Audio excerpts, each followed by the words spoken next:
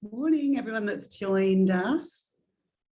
We'll give it a couple of minutes to, let's have a look what's on the chat line. Morning, Kate. And morning. So I know you can hear me okay. Yeah, great. I was going to say it's a lovely morning out there, but it's raining again. Okay.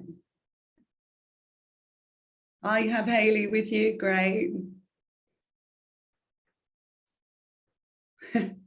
Hi. Thanks for joining. Thanks for joining, everyone. What time is it? We'll give it one more minute and then we'll kick off, because obviously we're trying wrap this up in about an hour this morning, because I know you'll all have lots of things to do in your day. So obviously with the hormones, there's a lot to go through. Let's just clear that. Let me know how you're doing today, how you're feeling today. And let me know if anyone's joining outside of Singapore, and then we can kind of gear a little bit towards, what might be good for you. So just let me know on the chat line.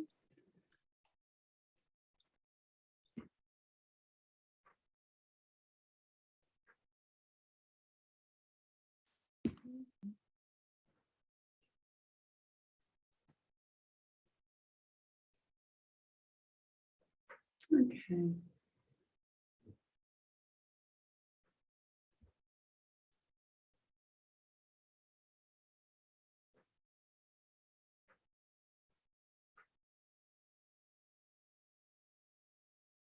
Okay, so we might just kick off, because everyone can join us as they come in, so that lets us. Thanks so much for joining me this morning. So this is our last, not our last, actually, Jen's doing two more, but I would say a very important topic of perimenopause to menopause, and a topic that is really close to my heart. And I've done a lot of work because there is so much, and there's so much support that we can get for this. And I think actually it's become a very current topic right now, that, for years there was kind of nothing, there was a real gap between those years of childbearing, and then it was as if we went straight into menopause. But there's a whole kind of decade there of changes, and in every shape or form. And I've started to see a lot more information coming out about this, which is amazing, because I think, the more knowledge, the more people out there that are kind of sharing and letting each other know what goes on, the more we're going to have an understanding of what this means. So I know some of you know me on here, so which is great. My name's Toni. So I'm currently at Balanced Living. I'm from the UK originally, but trained and lived in Sydney for 20 odd years.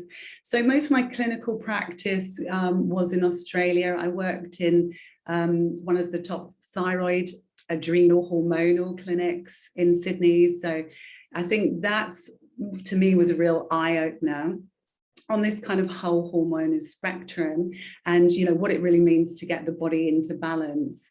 So I've been in Singapore for about 2 years, which most people laugh about because they're like 2 COVID years. But actually, it's been a really good time through clinic, because, we've been able to, via Zoom, get out there and kind of do our webinars and really kind of share some information.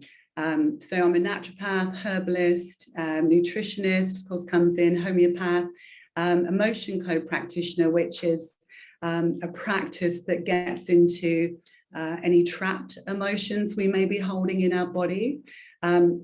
I really sort of realized in the last couple of years that you really can't just treat anybody just clinically without getting into those other issues or those trapped emotions that may be causing a blockage in your path to wellness. So that's been a really good tool for me. And I also recently started a social media group called Hotties, which some of you may be members of. And if not, you can have a chance to join. I'll put the link on the chat line before we finish. But Hotties is really about a support group for women going through perimenopause to menopause, and looking at just all aspects and not just the clinical side or the testing side. I really wanted it to be about, a kind of bonding experience where we enter this time with a sense of humour, whilst supporting, keeping our passions alive, and really being our best hottie. So it came about as a bit of a joke, the name, like we were talking about women in menopause being hot. And then I was like, okay, I might as well just go with the name to give it a little bit of personality and a little bit of brand. So that's been a really interesting and fun project for me. So if you are looking for ongoing information, do just join me on there. So I love this saying, like, hormones can either make you feel like crap or like a rock star, ready to take on your mission. So the key is to getting your hormones working for you, not against you. And this is our whole kind of mission, really, is to get everything in our body kind of working for us and our hormones supported and leveled, to keep us kind of feeling like we should. I always kind of laugh. Somebody once told me that, estrogen is like our party friend. It's like the kind of lively, youthful, out there, keeping everything going. And progesterone is like your sensible, balanced, calm, helps you sleep, all of those kind of things. So amongst other hormones, we're really sort of looking at trying to get the balance there. So before I kind of launch in, today we're going to kind of look at what happens in perimenopause to menopause, some of the changes, some of the symptoms you might feel, then support herbally, nutritionally. We'll touch on the HRT side. Also, diet, lifestyle, and all those other things that come in. But something that really interests me is this kind of spiritual side for a woman as transition. And I think, in our society, have our aging women really kind of given the credit that they deserve? In other kind of cultures, as you get older, you're kind of sat on a pedestal and you're the wise woman of the village. I think for a lot of us, it's, oh my God, how do I stay looking young? How do I keep my weight under? There's so much pressure out there. But for many women going through this kind of transitional time, because women are not honoured, for the power that they have, they can often kind of grieve in this time. It can be, for the changes in fertility, we can no longer have children. That's whether we have children or we don't have children. It can be the changes in our relationship. It can be our identity of where we sit in work and how we're seen as we get older. So what I'd like to say is that, although these changes and hormones and fertility does signify an ending to one stage in your life, it's also the beginnings of like an expansive freedom, and where we kind of take it next. And I think if we keep in mind that, right, okay, there's another stage of our life, where are we going to go with it and what are we going to take? So, little do we know, like going into another stage of life that, we might be blessed with so many more things, and, the freedom and the changes and that knowledge to move forward into another stage. So, I think there's a real kind of positive spin on that. But of course, we want to get supported and we want to be right in that time. So look, let's just have a quick look at this diagram. And what you'll see, so we call it the pauses. So it's the perimenopause leading into menopause.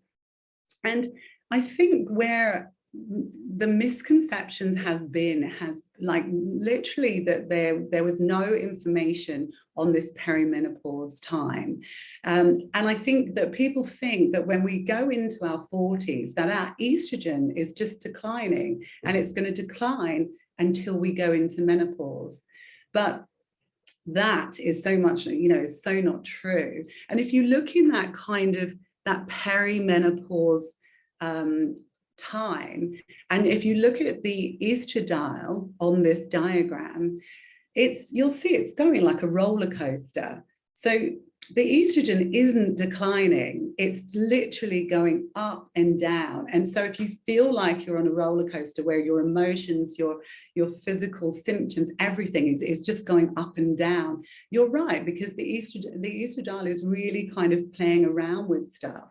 And although it says here, early changes can be your cycle length, it can get shorter or longer.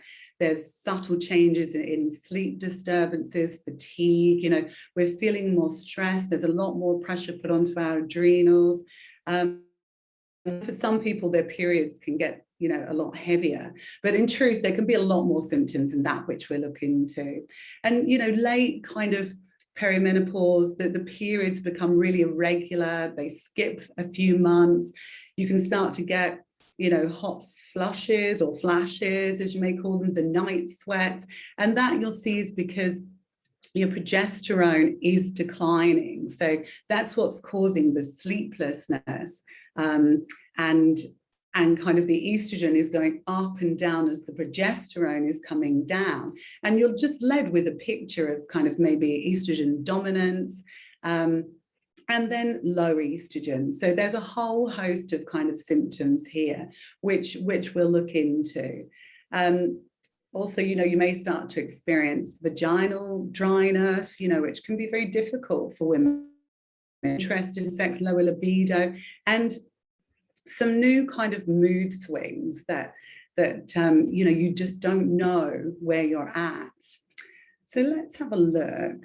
Let me just come back to my slide.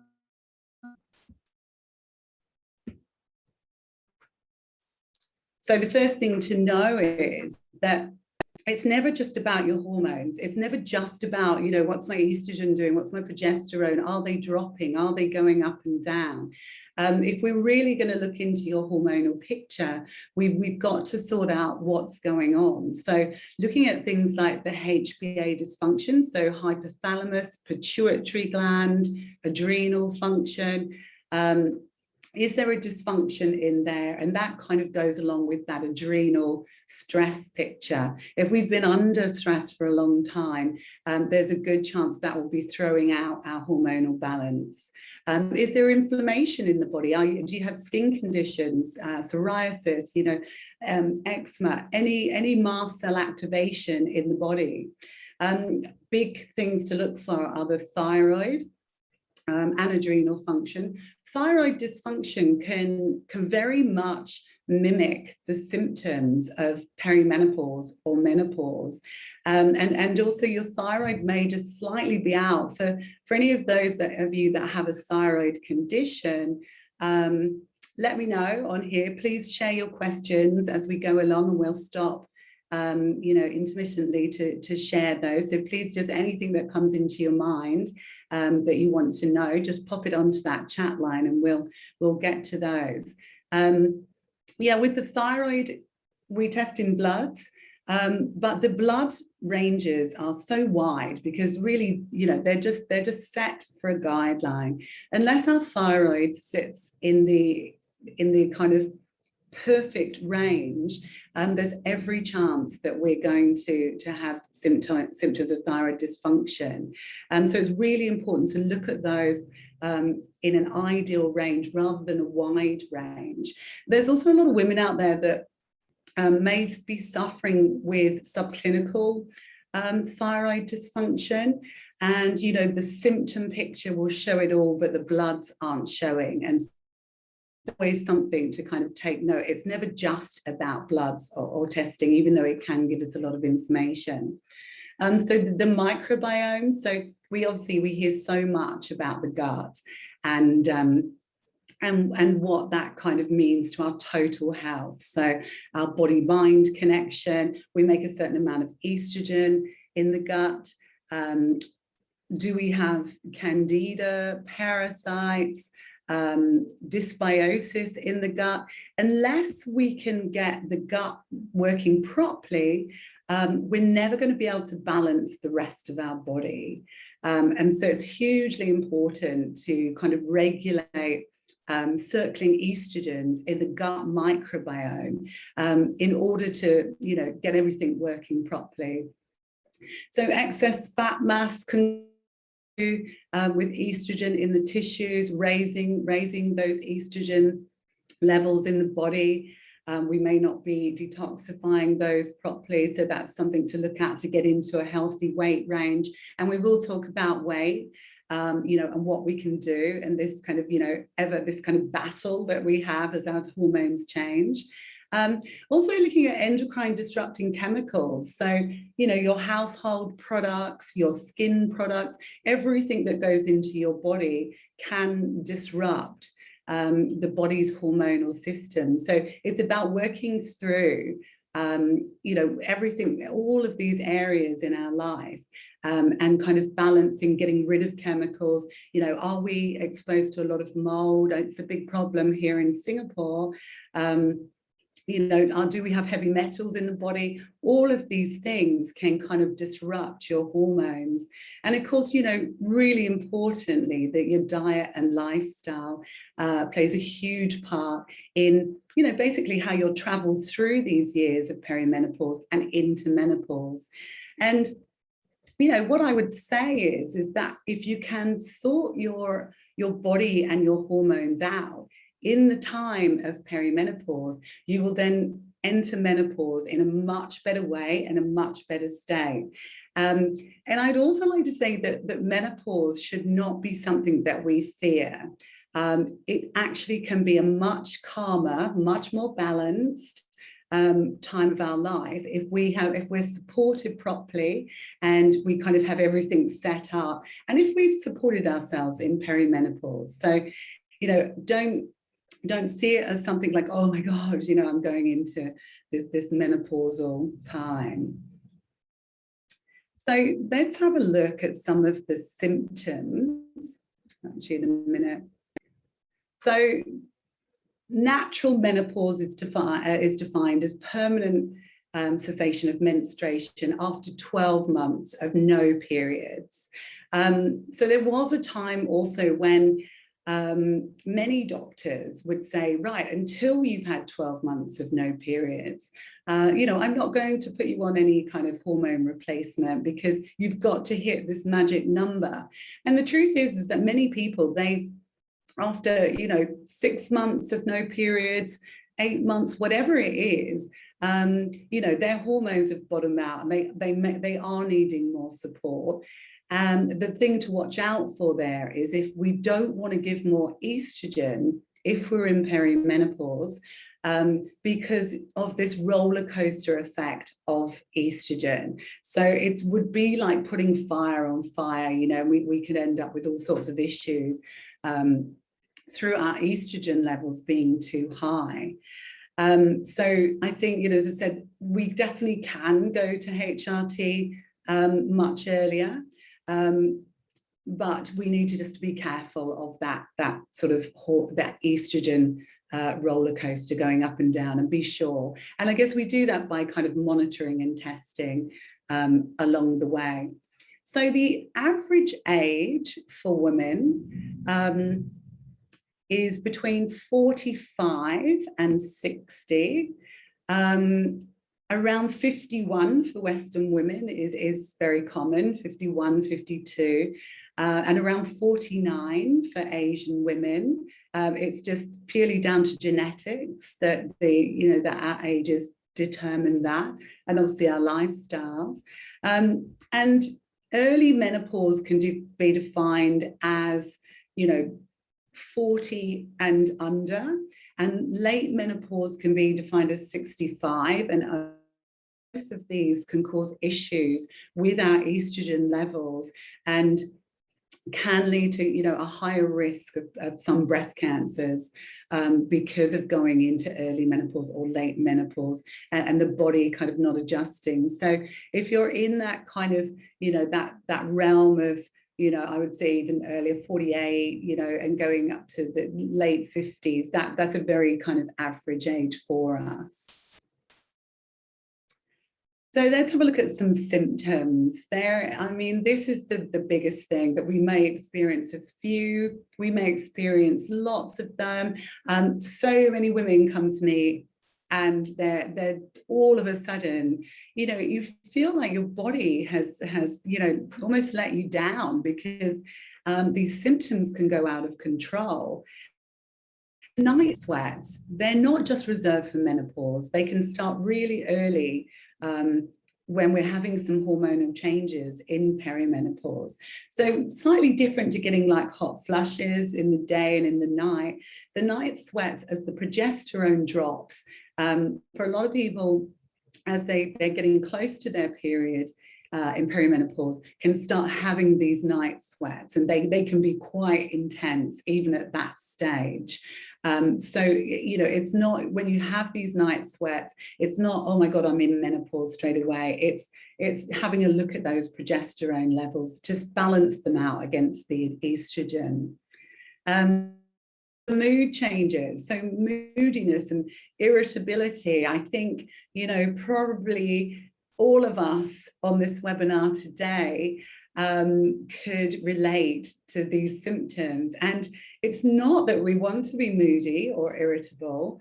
It's just that suddenly everything and anyone is annoying, and there's nothing you can do about it.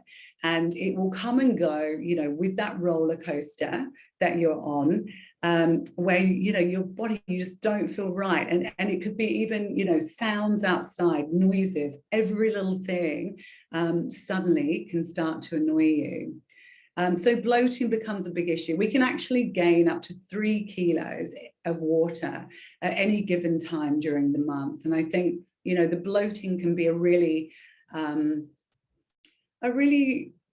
quite full-on symptom, because it's there with you, it's all the time, and you don't know whether it's your gut telling you that something's wrong, or your hormones changing. So, you know, we'll talk about sort of being on a low inflammatory diet, and that can really help get rid of that water weight, and, you know, you'll see some really good changes there. Now, the sleep issues, I think, honestly, this is one of the big issues. So, you know, you may have slept well all of your life, and, you know, just felt, oh my God, at least I can sleep well. And, you know, really in perimenopause, if you've been a good sleeper, you should be fine. It will going into that kind of menopausal state that your sleep really starts to become affected, often woken up by those intermittent night sweats and hot flushes. But, you know, sleep is something that I home into in clinic straight away, because, you know, it's so debilitating night after night of not sleeping. So we'll have a look at some supplements and some herbs, and, you know, combinations that can really get us sleeping well, because sleep is everything, and it's you know, it's very disturbing when that changes. Again, if you've never been a good sleeper, this is the time to really put in place some of our sleep issues, and get that kind of working for us. So the breast tenderness can be a big symptom in perimenopause. So with those raises, it's the high estrogen in the body. It can come for longer periods of time. You may find that your PMS and your breast tenderness can now become 2 weeks out from getting your period. So, you know, for some people, if your periods are, let's say they've gone shorter and they're down to 21 days, you might even be only getting 1 week where you're feeling good and balanced during that time. You know, the The breast tenderness before perimenopause can often be due to an iodine deficiency, so something to look for there. But the symptoms now can go on for ages. And then there's the dreaded midsection fat. All of a sudden, it seems like one day you wake up and, you know, your body, you're putting on weight on the midsection. So it can be an adrenal issue if there's more pressure on the adrenals. It can also be down to the lowering of estradiol, so it's our insulin leveling hormone. So when our insulin kind of, the sensitizing declines, that's when we get that midsection fat. And that, as we know, we don't want that excess fat sitting around those vital organs. So getting the blood sugars sorted is really important there.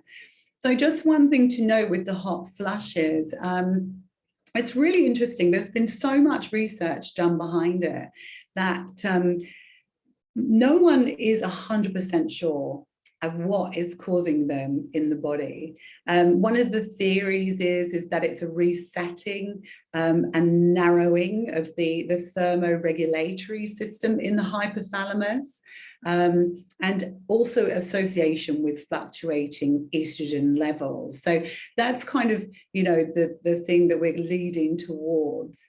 And again, if we need to get that HPA dysfunction level, so the hypothalamus is also supported. So the varying of estradiol in the body is what we're kind of needing to level out with the body. So interestingly enough as well, with hot flushes, it's saying, although they're very unpleasant and sometimes embarrassing, some of you may have been, at work in a meeting and a hot flush will come, and it can be very, very embarrassing, even if, maybe not everyone's noticing. But on the flip side of that, having hot flushes is said to be a bonding experience because it's something that women share, and, it can be quite funny, a positive swing onto everything. So that if we can find a silver light in the hot flushes, it's that it's a bonding experience. You might also start to get up in the night, frequent urination, and that also is breaking the sleep. So more problems for the sleep there. And of course, there's a whole host of other symptoms, our skin changes, hair loss, there's, you name it, we can go through it.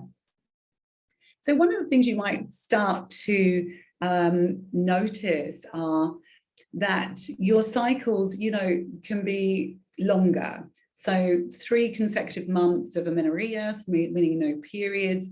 If they're kind of over 42 days, this indicates that your FHS, follicle stimulating hormone, and LH, luteinizing hormone, they are declining and menopause may be impending. So we might either get these shorter periods in perimenopause, but when you start to see them longer, so over 42 days, that you're perhaps going towards that menopausal time. There'll also be decreased fertility. Don't think that in your 40s, those early 40s, even if you are getting some perimenopausal symptoms, that you can't still get pregnant. There is that time where the body thinks, okay, I'm going to have, one last push at having a baby. And, I think you see a lot of our grandparents, they have, 2 or 3 kids that are similar ages, and then there's one about 14 years later. And that's the body kind of really throwing itself into having a last kind of baby. I think the mood changes is something that's really important here, because I can't tell you how many women arrive in clinic on antidepressants, and their hormones haven't even been looked at. The whole body picture hasn't even been looked at. And it's kind of like, well, you know, you get a bit depressed. Oh, you're feeling a bit fatter. Okay. You know, you must need antidepressants. And it's been, you know, I do say things are changing now. I think there's a lot more education around this, but, you know, it's certainly been a picture in the past. You know, again, when I was in the thyroid clinic, I can't tell you how many women came in and said, you know, that they have been told that because they had put on weight, well, hey, you've just got fat, you're getting older, that's what happens. And it's like, no, if your thyroid slows down, your metabolic function, your whole body slows down. That inner core is slow, you know, so we need to kind of really, we always need to get that full picture to take, you know, to take stock of what's going on. So again, if your moods are changing and your moods are up and down, always have a look at, you know, what's your thyroid hormones doing? What's your adrenal function? So perimenopause and menopause put a huge amount of pressure on the adrenals.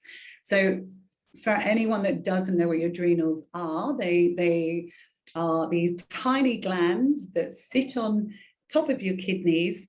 They compound hundreds of hormones, but the ones we sort of look at mainly are cortisol and adrenaline. When our hormones are changing, when the estrogen and progesterone is declining, it puts more pressure on the adrenals. And, you know, we often then start to present with a lot of adrenal symptoms. This could be blood pressure changes, this could be heart palpitations, the weight gain around the middle, blood sugar irregulation. We might feel very tired in the morning, but have that kind of burst of energy around 11 o'clock at night. You know, these are all symptoms to be looking at. And also, you know, we really need to consider what's going on in someone's life. What's their emotional picture here?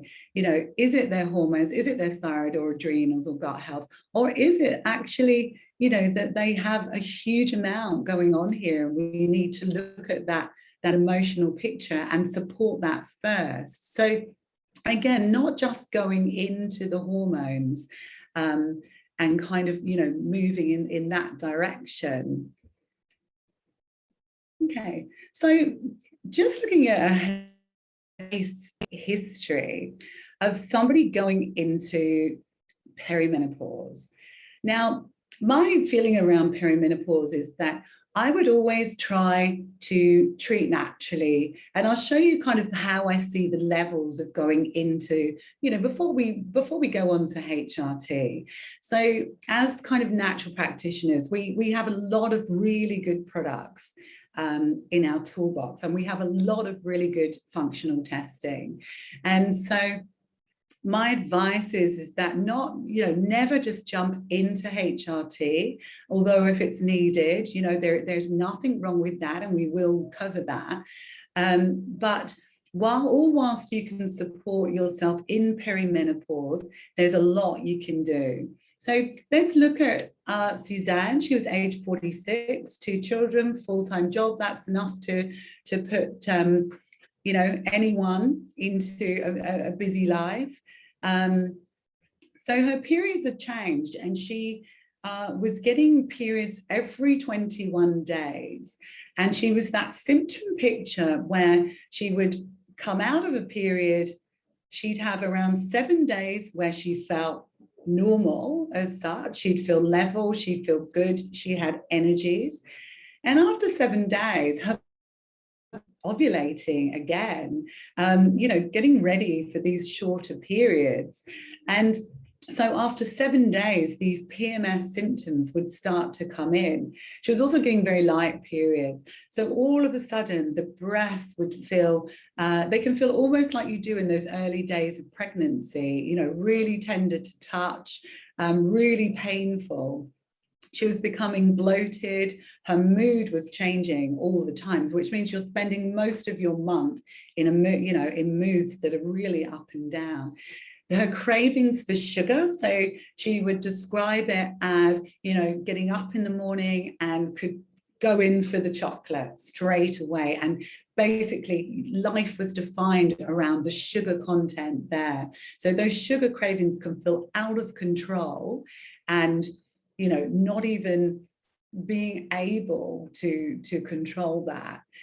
Morning fatigue, you know, suddenly not being able to wake up. So, you know, if we looked at cortisol levels, we would look at, we need a nice big burst of cortisol in the morning, and it slowly declines during the day, so lunchtime and in the afternoon, and it levels off at night.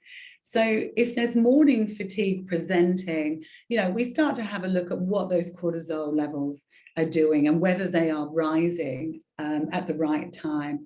And she was getting these night sweats just before the period, so indicating again that her progesterone was dropping in those days before the period. So we went in with a full blood workup. So that would be bloods to test her, you know, the general bloods, white blood cells, red blood cells, liver, kidneys, all those kind of things. We'd have a look at a full thyroid picture. So your TSH, T4, T3, thyroid antibodies, if suspected. We'd have a look at the vitamin D levels, the active B12, folate, iron levels, because if you're menstruating, you know, very often, there's a good chance your iron levels will be down as well. And we also did a Dutch test, which I'll go through with you in a second. And jump on the chat line and tell me if anyone on here has had a Dutch test done already, because personally, I think it's the best hormone and adrenal testing out there at the moment, and will give you such a better picture than just those bloods. You know, if you're on HRT and you're just controlling the levels of your your bloods can be enough. But if you really want a good idea of what is going on with those hormones and the cortisol levels, then have a look at doing a Dutch test. It's a dried urine test. So we put her on a nice picture, so some supportive hormones, so a nice B complex of 2 per day. So those B complex need certain ones, B6, B9, B12, to support the hormones, the estrogen detoxification, and also the neurotransmitters in the brain. So we want, you know, the complex is nice here because you're getting all of your Bs. We put her on a magnesium glycinate, taken 1 hour before bed. That can start to ease and better quality sleep, again, supporting the neurotransmitters in the brain, and obviously, you know, our muscular and body changes there. We also put her on an omega-3 and 6. 2,000 milligrams a day. That's again supporting the brain, the memory, the joints, everything there. And we put her on the Mother Earth Minerals iodine. So Mother Earth minerals are a liquid form of minerals which work on a bit of a cellular level in the body. Iodine, you need to be very careful with sometimes.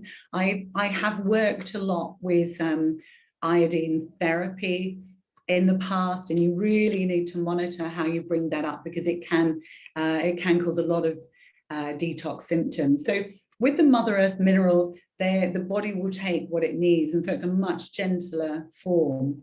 So we also put her on a MediHerb chase, that's chasteberry, vitex, or chasteberry as people might know it, and that basically, vitex is a herb that regulates the periods. So it's one of the most amazing herbs for hormones. So even with young girls, if their periods are a little bit all over the place, if we put them onto chasteberry, they regulate. When people come off the pill, if they've not had periods, after a couple of months, we can help bring them back with that. But it's a progesterone supporting herb. And very, very effective in perimenopause as well. And then a P2 detox powder. So we'll have a look further into estrogen detoxification in a moment, but broccoli sprout, not to be confused with broccoli, is really good here. And also turmeric, so an anti-inflammatory effect in the body. And this will help with her estrogen detoxification. So we know from her symptom picture, and the Dutch test would tell us that as well, that her estrogen is basically on that roller coaster picture, and we want to level out those hormones. We don't want to support any raises in estrogen in the body. We want to bring the progesterone up to level out and to support those hormones.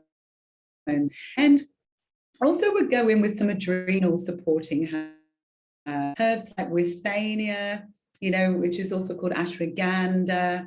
The ginsengs are all very, very supportive. They're not hyper herbs, they're adaptogenic herbs. Licorice is a lovely herb. Just need to be careful if you do suffer with water retention. And some Mary's thistle, which again supports the liver, supportive and detoxifying. I'll come to the chat line.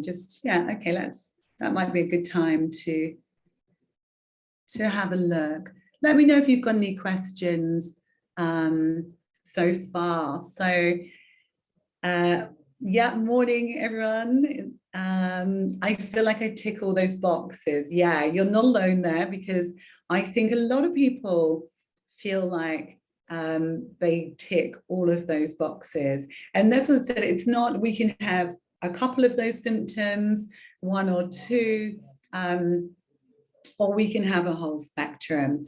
And, and that's when we kind of code down what's going on. So Margaret, wow, sounds like a lot of pills, capsules to consume in a day. Yeah, very, very good point. And I'll explain why to you in a second. How do we monitor if all of these supplements are working the way it should? And do we have to tweak it often? Yeah, great question. Okay, so I think it looks like a lot. And, I think with natural medicine, there isn't this kind of, hang on a minute, I'm going to get you my magic pill. But we do need to support different parts of our body. If there's a gut issue, we'll go in and support the gut. If you're in perimenopause, we support that. If there's estrogen, we'll support that. It's for a short time only. So it's for a short time only whilst we're sorting out certain issues. Now, and I have to say, I think you make a really good point there, because I really do not like to over supplement people. I do know a lot of people out there that, they end up on 50 supplements. And, the question is, how do we know what's working? So if I take you back to that case study and we look at what she's on, so I think a really nice general supplement for most people as a supportive way is a good B complex, a really good magnesium, and a good quality omega. So if we take that as a basic prescription, that is really starting to support us. And then where we've gone in there with the MediHerb Chase Tree, we are now supporting the hormones, we're leveling it out. The P2 detox to detoxify that high estrogen. And those herbs, we wouldn't give them separately. We would combine them in a herbal mix or in a supplement that has it all together. So the key is to find the combinations and, keep somebody not on hundreds of supplements, but, to really define what they need. So hopefully that answered your question. But if anyone else has got questions on the on that kind of treatment protocol, we will look further into some of these things. It's about defining the right supplements for you in the right dose that's going to work for you. I think most clients I know come to me, and some of them bring the supplements into clinic, and then all of a sudden we have a table full of supplements. I just bought this because I read about it, or I just bought this because it said it was going to work. And I think, and then they become disappointed when it doesn't work. And so I really do think we need to really define what's going on here. So Matisse, prefer to eat as much as they can than supplements. Yeah, very, very good point. And there's no way that I would go in with supplements, unless I was sorting the diet out. But what we're trying to get to here is that when you're going through these times, your diet isn't going to bring down your estrogen. It's not, if your liver's not working properly, it can't always do the actions of what these herbs do. So we're not saying you're going to stay on all these for years. You're going to treat and support the body for a period of a few months, and you're going to rectify that and see where we sit. But yeah, I mean, you're right. Your diet should be key. We should be getting our nutrition out. Sadly, I just don't think the quality of food is there to give us everything we need these days. And, that's such a bigger topic about environmental and everything else there. So Margaret, it's not too many pills, but you mix these into 1 or 2 pills. Yeah, totally. So most of those are liquids and powders. Few, yes, I know. Liquids and powders, and they're given at key times, also split maybe morning and night sometimes. So you really wouldn't feel like on that kind of prescription that you were taking too many. The issue comes, let's say she had gut issues as well, and we were trying to get rid of parasites. Well, so I would potentially go into a basic prescription, get rid of those gut parasites first, and then move on to the herbal support. So again, just chunking it down and moving it across. Let me know if you've got any more questions, and we will come back to those products again, because I think they were very good points there. And I think, for anyone that maybe hasn't seen a naturopath or a natural practitioner, it can be a shock that you may need different things to support you. So jump on, as I said, anyone that's had a Dutch test that's listening today, let me know if you've had a Dutch test. So it's a dried urine comprehensive analysis of your hormones. Now, there is no other test on the market, I think, that offers what this does. And what it will do, what you'll do is if you're having cycles, you'll do it on days, let's say you're on a 28-day cycle. You would collect between days 19 to 22. If your cycle is shorter or longer, we'll work out, when's the best time to collect. It's collected over 2 days, so it's getting a pattern of what your cortisol levels are doing. And if adrenal dysfunction is suspected, we would start to have a look at what's going on with those patterns. It also has a really good look at your estrogen dominance and detoxification. So again, in perimenopause, very, very common for the estrogen to be going up and down. But what becomes really important here is to have a look at how it detoxifies through the body. So phases 1 and 2 in the liver, and also, we detoxify through the gut. We really want to have a look at that. Estrogen dominance can cause everything from, it's the cause endometriosis. If you have a history of fibroids, you're looking at a high estrogen picture, the weight gain around the middle, the irregular periods and bleeding, heavy bleeding. The sore breaths are a good indicator. the fatigue and also the sleeplessness are good indicators that you may not be detoxifying your estrogen properly. The other cause for concern here is, and we can have a look on the Dutch test, we don't want estrogen going into areas like the breast and the ovaries. We don't want those dirty estrogens ending up somewhere that they shouldn't. And so again, on the Dutch test, there are several key markers that we can look out for and think, oh, that's traveling through a slightly higher pathway, the wrong pathway than we would like. There are breast cancer markers on the Dutch test. They can include the estrogen detoxification, the cortisol, the melatonin levels. And again, on this Dutch test, it also runs some other tests that has a look at your neurotransmitters in the brain. It has a look at your B12, your B6, and it also has a look at your kind of cellular renewal. So if there's inflammation in your body and we don't know where it is and it's harming your DNA, there are markers on here that will show us what's going on here. So let me just go into this chat line. So Matisse, so in menopause for 2 years, so no period.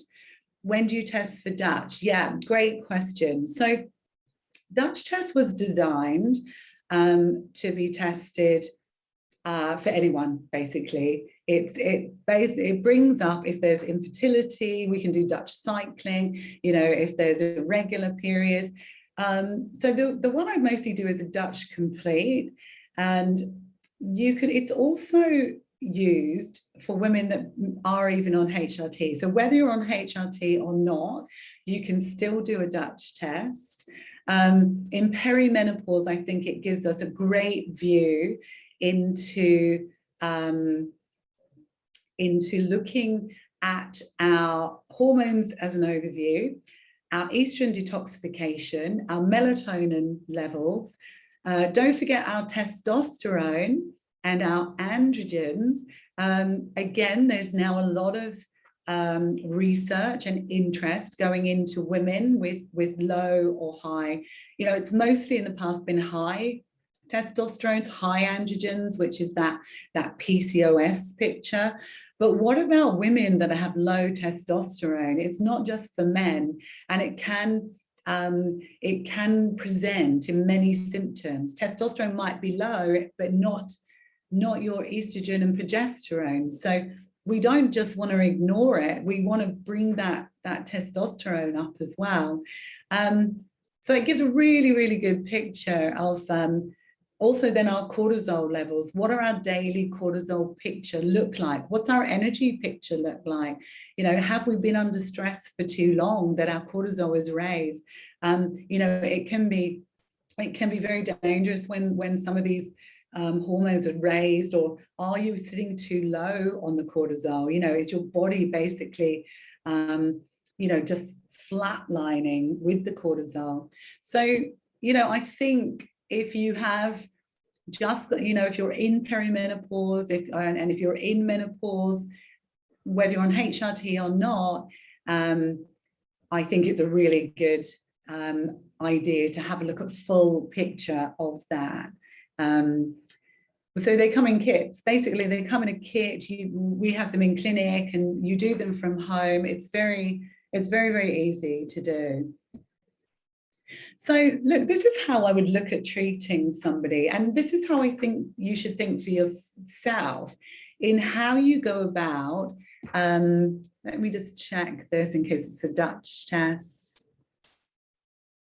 Yeah, great question. So thinking of andropause for men, can they do a Dutch test too? Yeah, of course. So of course, like they tailor it to have a look at these male hormones, but really apart from the estrogen, which, you know, can also be high in men sometimes and cause that high estrogen levels. In men, you know, you're really wanting to have where the testosterone is, where the androgen hormones sit, how we're detoxifying those, and you know, that whole kind of picture around. So yeah, although this is geared at, you know, females today, we very much can and do a lot of male testing as well. The kind of thing of menopause is a real thing, and you know, men just think, oh, it's women that are kind of changing, but men change too as they get older. Also really wanting to look at DHEA for everybody. It's a anti-aging hormone. It controls our sex hormones, our libido. It's also released from the adrenals, so we want to have a look at where our levels are. It does decline every decade with our age, but we want to have a look at the age dependent levels there. So yeah, so looking at how, you know, looking at where you should go with your own treatment and where I would go in clinic with the hormonal picture. So step one, always look at the diet and lifestyle, and we'll look closer into diet and lifestyle and weight loss in a second. I would do any of the bloods indicated. So if I suspected thyroid, if I suspected blood sugar issues, we would get the appropriate bloods done. Definitely have a look at the nutritionals, as I said before, the vitamin D, the active B12, the folate. And I'd run a Dutch test and we'd have a look. So first of all, let's say we got the bloods back. I would correct the diet a little bit, support that, you know, food plans, get out the inflammatory foods from the diet to let the body really respond to healing. I, you know, also sort out any gut issues there, always sort the gut issues out first, and correct any nutritional deficiencies. A lot of these symptoms we feel, it might be, you know, a low B12 level. It could be that you don't have enough magnesium. It could be that your vitamin D is low. To be honest, most people that I've seen, if you're in Singapore, here tend to have very low vitamin D levels. And again, on the testing, there's very wide ranges as to what they think is acceptable. In a functional world, if you've got your vitamin D levels, you know, we would be looking more towards getting somebody up to around 100 to 150, so much higher than the 30 to 50 levels that they say are okay. And don't forget, vitamin D responsible for our immune health, you know, our bones, our muscles, you know, it's hundreds of kind of things in the body. So correct the nutritional supplements. Next, bring in the botanicals, so the herbs, the targeted herbs to what we're trying to achieve. And to be honest, in perimenopause, you should be able to balance yourself right through into menopause. And then many people, if they're balanced through perimenopause, they can go into menopause with with change support along the way, different herbs that we'd be looking at, but they can you know, go in quite comfortably. And there's lots of women who, you know, don't need any supplementation or HRT at all. But you know, what if you do need it? And you know, we've been filled with this fears of breast cancer for so many years now, and you know, people are worried, and it was seen as such a taboo thing. And I think the kind of sort of leading the way with this at the moment, and the information that's out there, and they found that the amount that were on HRT from around 20 years ago had gone from 95% down to 5%.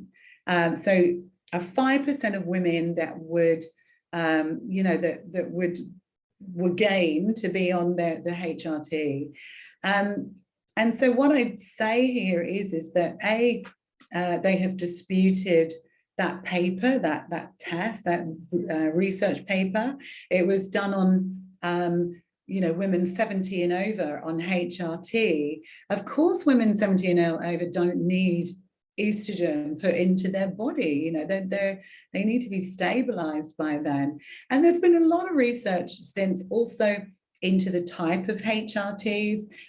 So what I'd say is, if you need, when you're looking and you're needing and you want to take some hormone replacement in menopause, look at bioidentical hormones.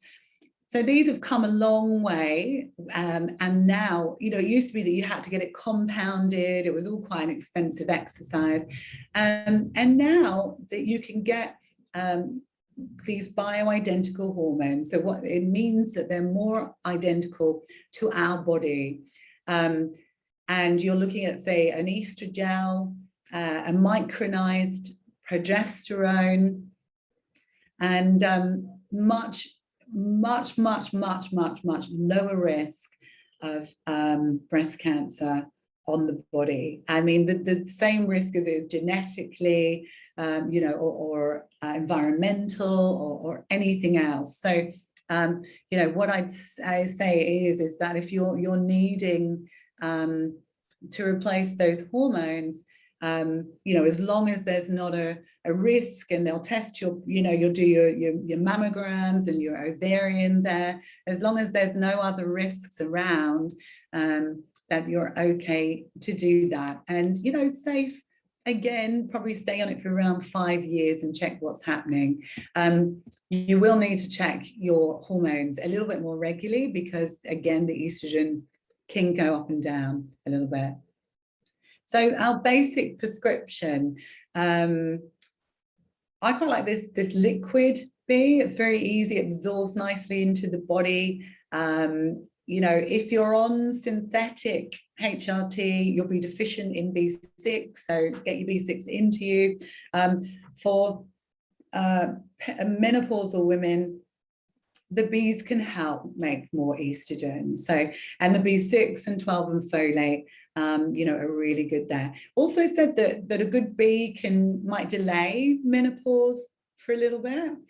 So you might find a higher intake of B6 and zinc. You'll get later age menopause. You've got so magnesium. I think everyone should be on magnesium, honestly. We can't make it ourselves. For any of us in Singapore, we are sweating constantly and our levels become much higher. So magnesium is crucial to the body. It can help with the flushes, bone formation, depression risks. It decreases pain and inflammation in the body. So look for magnesium glycinate. It's better absorbed by the body. But also I really this liquid magnesium. I think if you're asleep, I would go in with this liquid magnesium, a couple of droppers, half an hour before sleep. We can also go in, depending on where we are with the sleep, I'll come into that in a second. And then, as we mentioned before, look at a really good omega-3, 6. So studies have shown hot flush reduction, comparable to soy isoflavones, so for severe hot flushes, reduction in menopausal symptoms overall, and support with high blood pressure and better scores on depression screening. So that's something to look out for a really basic prescription. And then we can look at other things like, we can go into our calcium, zinc, B6. If we've got thyroid issues, we want to have a look, is there an iodine deficiency and tyrosine? If we've got blood glucose issues, we want to have a look at chromium and other herbs like goat's rue and what's the other one? I can't remember it the second, it'll come back. Vitamin D levels, you know, again, really important, improves your mood, your cognitive function, hot flushes, bone density. Chaste-2 Vitex, we talked about before, improving progesterone levels, which is and generally leveling out those periods. We've got some lovely herbs like Withania, rhodiola for adrenal support. Turmeric is a good liver and estrogen detoxification. And the broccoli. So maca powder actually helps lift the testosterone. So if you see your testosterone as being low, then bring in some maca powder. Also the herbs like tribulus, shatavari is a great herb to bring up testosterone. And then obviously the broccoli sprout powder we talked about, and probiotics bring in here. Like, I haven't gone a lot into gut health in this because there's so much around the hormones that I want to cover that, you know, it's such a whole nother topic. But obviously the probiotics, the SB strain, the Saccharomyces boulardii, and a multi-strain are really good here. So let me just go into your questions here. So before we have a look at some lifestyle and dietary stuff. So let's have a look. Okay, is there a best time to take omega-3/6 supplement, morning, empty stomach, or bedtime? So interestingly enough, with a lot of supplements, it's best to take them within the first half an hour of waking. So let's say you're taking a B complex, adrenals, and this omegas. When the body, if it goes in flow with the cortisol levels, our cortisol should be high, and then we're going in and like supporting it, this energy and what we're, you know, adrenal herbs, everything we're trying to achieve there. So it can be, if you do fasting, you don't eat in the morning, like you need to be careful that's not going to make you feel nauseous. But if you can get those supplements in within the first half an hour, your body really responds well to that. The probiotics I would take before, and obviously anybody on thyroid hormone, you know that you need a good amount of time to take that thyroid hormone before adding your supplement. So of course that then changes that first half an hour there. So benefit differences between a magnesium glycinate, magnesium citrate, magnesium oxate, magnesium sulfate. So magnesium sulfate we know as Epsom salts. You know, if you take Epsom salts internally, you'll soon know about it, and you'll probably be on the toilet for most of the day, but lovely to bath in, you know, and get that through the body and the skin. The magnesium is one of the most bioavailable formulas to the body and for the gut, so it's not going to irritate the gut. Magnesium citrate is a good form as well.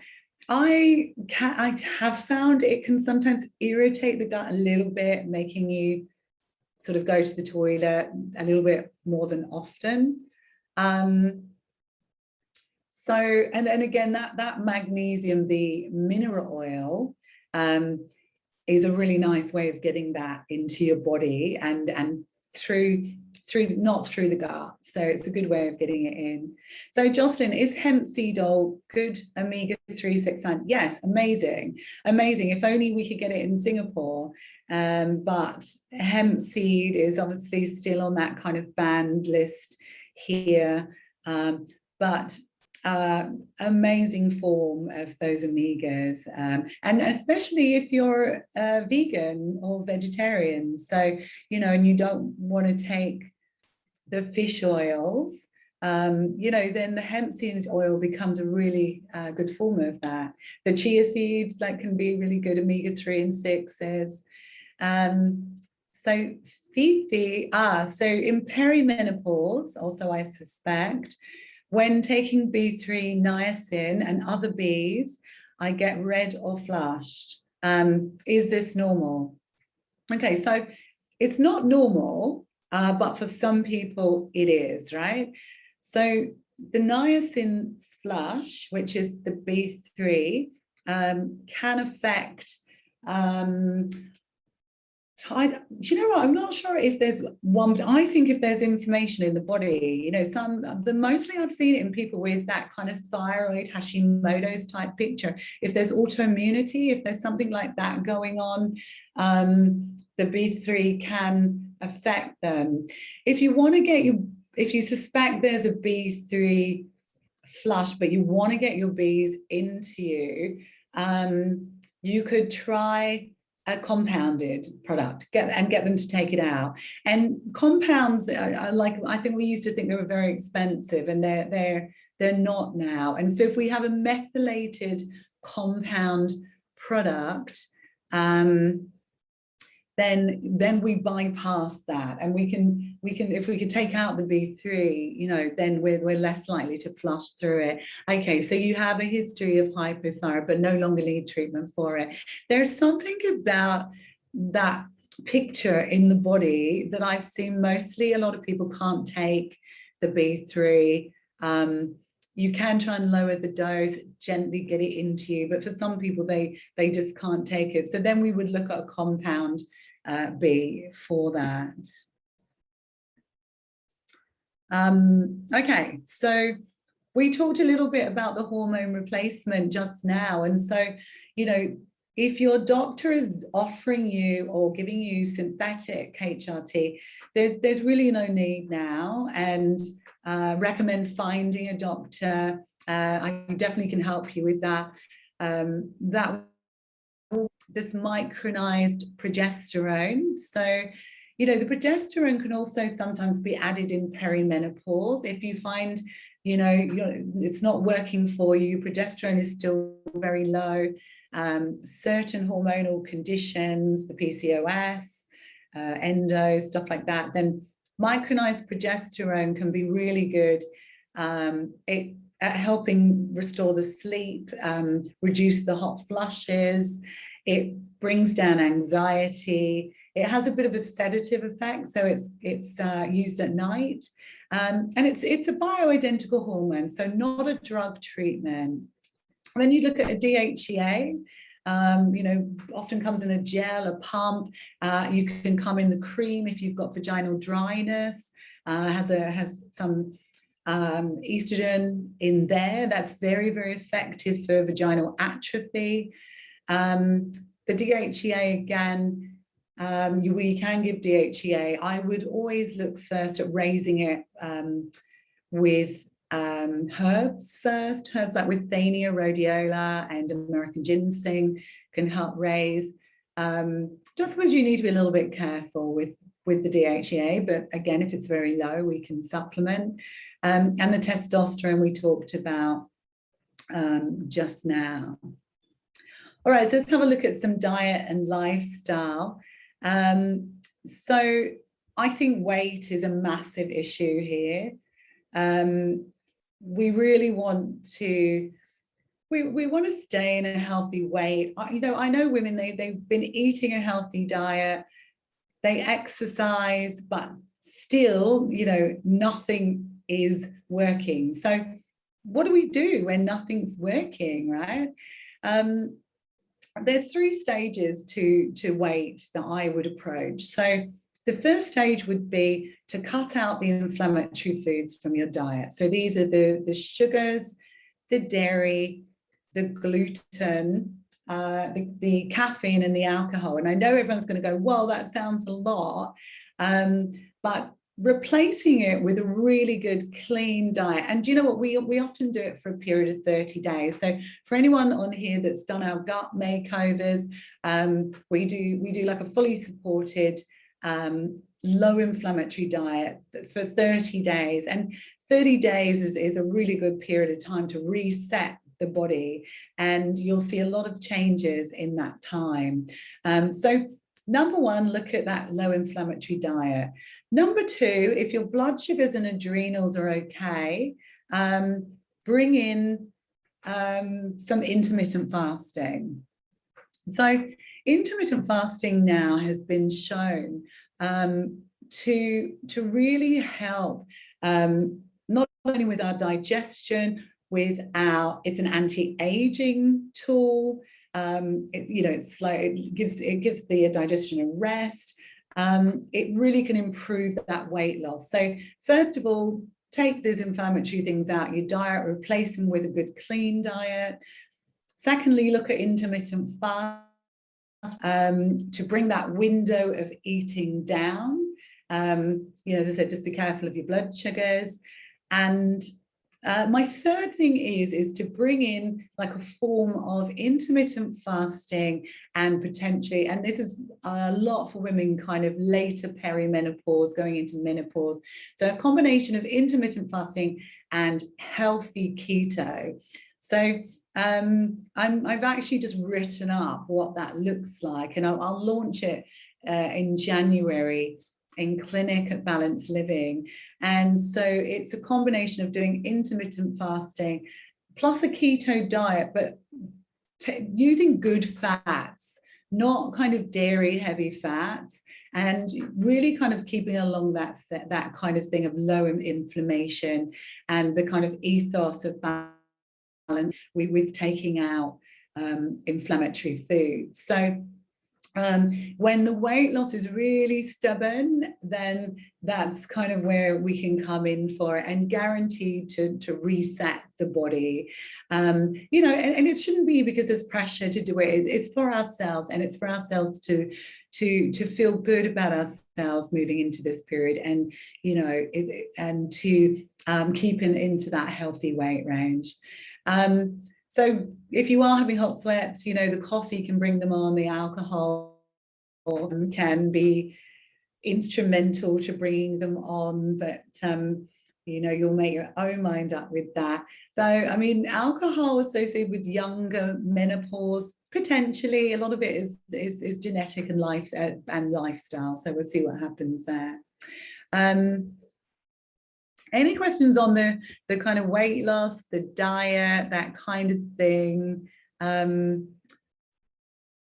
there? Okay, so lifestyle, like one of the biggest things is that our lifestyle really comes into play here. If we really don't support our nervous system, our healthy, what makes you tick, what keeps your passion alive, is that catching up with friends, which is obviously a little bit difficult for us all at the moment. And I think a lot of people have suffered through that lack of contact with people. Making time for yourself, yoga, massage, acupuncture, meditation. If you've not tried meditation before, now is the time to bring that practice into your life. And I'd recommend you actually learn to do it properly. So go on a course and learn to do it properly without the aids of phones and computers and stuff like that. Just really learn it and sit in your stillness. Cardio exercise, but not so much as to thrash your adrenals, can really help with the hot flushes, and can really help all round with our weight loss. Going out into nature and green spaces, I think during this kind of whole COVID period, this has become really important for all of us, that we actually get out into nature. We are surrounded by greenery, and I've been really, really pleasantly surprised just by how many green spaces there are in Singapore, and these kind of walks that I've done. Amazing. And, as soon as you're out there, you feel that stress leave your body. So, I would say really concentrate on what your passions are. And as we move out and the world opens up again, what is it you're wanting to do? Has this period kind of really shown you what you want to do in the future? Do you want to study again? Do you want to, go somewhere incredible, to travel again, set all these things in motion. I always often say for my 50th birthday, I went with a friend to Central America for 6 weeks, and my family were really cool with it, and we just had like the time of our life. And it didn't matter that we were 50 and that we were traveling with a lot of mixed age people.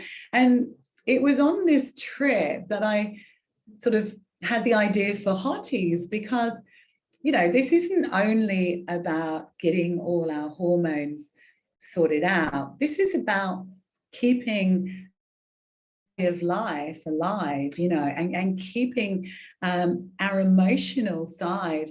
And so I had what was 6 weeks of possibly one of the best times in my life. And I felt so grateful that I could still do that at my age, and get out there with a friend and travel. So I had to be dragged back to my family. But that just kind of gives you an indication of what to do. So what's the positives of moving into menopause? If you can see on these pictures, and you'll kind of guess what they are. So first one, no more periods, yay. So as I said, if you've got everything sorted out, you move into menopause, you're in for a much smoother ride, and it can be much easier than being in perimenopause. So no more periods, no more PMS. So goodbye to PMS. By balancing out those hormones, whether you're on HRT or not, you will not be getting those ups and downs. So you got sex with no pregnancy worries. So of course you need to obviously support your libido so that you even feel like sex, but definitely no pregnancy worries. No more hormonal headaches. And then the others are about really taking stock of your life and feeling empowered as a woman. So, and the bonding experience with other women.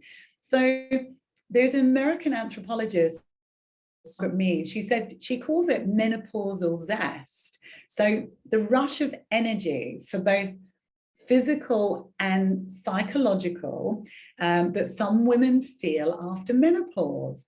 So what she says is this is a time that many women decide to take a fresh look at their relationships, their professions, the ways they're caring for their own health. So they may, put a lot more effort into their health. And also the way they expand their energy and, what they want to do with that time. So, often it can be seen as a bit of a wake-up call. And, ask yourself, am I heading in a direction where I want to be, both professionally, personally, and who am I spending my time with? Do I want to spend time with them? Really about keeping those passions alive, and, looking after yourself, doing things that you want to do. Let me have a look. So you're looking forward to saying goodbye to PS and hopefully migraines. Yes, yeah. You definitely will. There is support, again, for migraines whilst in perimenopause. Again, look at your estrogen levels, whether that's contributed. I'm sure you've probably had a good look around there. Sasha, love the road trip story. The inspiration for Hotties, yeah, and the intentional positivity. Yeah, that was definitely the inspiration for Hotties, which I'll show you in a second. Because it made me feel like, it wasn't just about a clinical picture. It's about so much more about that, which is really, really important. So we've got our positives. So if you've got any questions, pop them on right now. I won't keep you too much longer. I know we've had it's been a good session this morning, and we've got through a lot of information, and I hope that it's been useful and understandable, because hormones are immensely complicated. The whole system, we'd be here for weeks. I just want to tell you what's on at Balanced Living. So at the moment, we have a new plan that is celebrating their 10th birthday since the Living Cafe opened and Balanced Living was opened. So the Live Well 10 Gut Reset. This can be done anytime, and it's a 10-day gut reset. And in that, you're given a full booklet of how to reset, two consults with me. You've got 6 days worth of meals from the Living Cafe. And then we have a recipe booklet for the other 4 days. So for 6 days, all you have to do is just find your breakfast and snacks. So it takes the pain out of that. And so this can be done anytime. So if anyone's feeling like they're wanting a bit of a reset going into Christmas, have a look at that now on the website. And then also, you know what, it's kind of a really good package. So you'll see, it could be a great Christmas present for you or something, for anyone, just to kind of give that reset. So we're really excited about that. And there's going to be a bit of press around that in the next week or so. Our next 30-day gut makeover starts mid-February. So that's our community program where we do it as a community. You're given all your recipes. We have weekly webinars and catch-ups. Again, you can order from the Living Cafe. We give you some gut supplements, and that can be a real kind of change to the body. We're also launching a 30-day hormonal health reset in April. So again, that would be really targeted to supporting your hormones, food-wise, supplement-wise, detoxification-wise. So that's a new plan for us this year. So that's really good. So look out for that. Let me just have a look at your questions. What's the difference between Live Well 10 gut reset and 30-day gut makeover? Okay, so Live Well 10 is a more kind of intense plan for people really that don't perhaps have that time or don't want to spend 30 days. We have worked out that 10 days is still enough time to give us lots of time here. Lots of time to, it's a longer program that sort of goes over. So it's more intense. You get your 6 days voucher from the Living Cafe. So that can really help if you don't want to think about your foods. They're all listed out. You also get a bottle from Epic Water, which detoxifies all the chemicals, so you'll get that with it. And over that 10 days, just a nice support there. And obviously the hormone reset will be slightly different again. So if you're interested in finding more information out about perimenopause to menopause, join me at Hotties. So we do say it's the hottest topic in town. That's to give it a personality. And it does have its own personality, I think. And it's really, it's really guided by the members that are part of that. What kind of support are they looking for? Where can I come in and help and support here? It's, as I said, but it's also, it has a fun side. It wants to keep your sense of humor going. We want to kind of be supportive of every area of this. So on Facebook, look up Hotties and join us there, and you can answer any of your questions along the way. We feature real life stories of people in all directions, whether this is their hormonal journey, whether they've changed careers, and what brings passion to people's life. Let me just come back and answer these questions. I'll also come back to slide 1 for you in a second. So has anyone else been affected by the COVID vaccines? I found my cycle was quite affected. Yeah, I've seen a lot of people whose cycle has changed for the next 1 or 2. So don't forget, we are trying to detoxify the vaccine through the liver, through our gut. Some people are taking binders there to help detoxify the heavy metals or any kind of thing in the vaccine. Anything affects our menstrual cycle. It is us. We run as a woman to our menstrual cycle. So, let's say if you've been under a lot of stress, that can affect your cycle. If you've been having a load of big nights out, that can affect your cycle. So look to again the detoxification processes in the body, but don't worry, that will clear from the system, and it will your cycle will normalize again, and hopefully there's no kind of long-term effects there.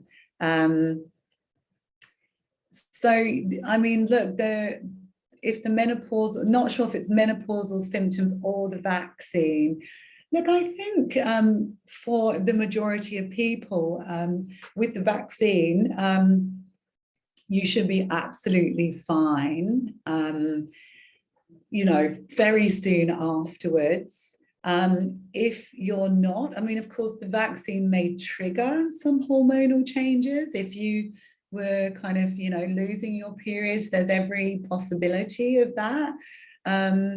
Get your hormones tested to see if there are those changes. So Hotties, that's Heart, not on Facebook, anywhere else I can find.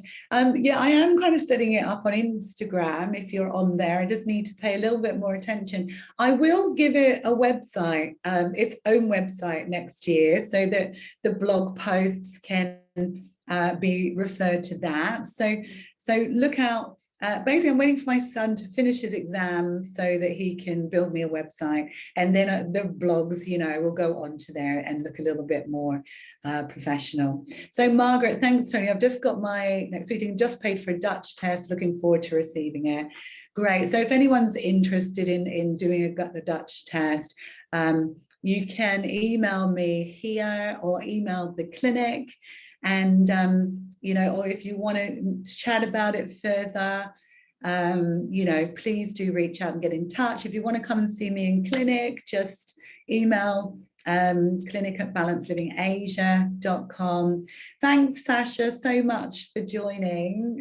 Great to see you. Thanks, Kate. And in fact, thank you everybody for joining this morning. As I said, I hope it was helpful. I hope the information was understandable.